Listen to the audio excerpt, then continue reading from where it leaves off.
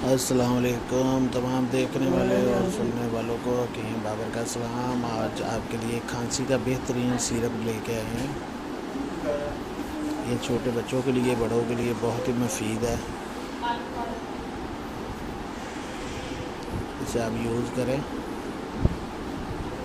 3-4 दिन के बाद इंशाल्लाह ताला खांसी से बिल्कुल 3-4 दिन के बाद खांसी बिल्कुल ठीक हो जाएगी। कीमत इसकी नॉर्मल ही है, 280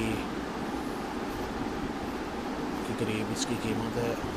और इसका रिज़ल्ट 100% है, 100% इसका रिज़ल्ट है, बेहतरीन रिज़ल्ट।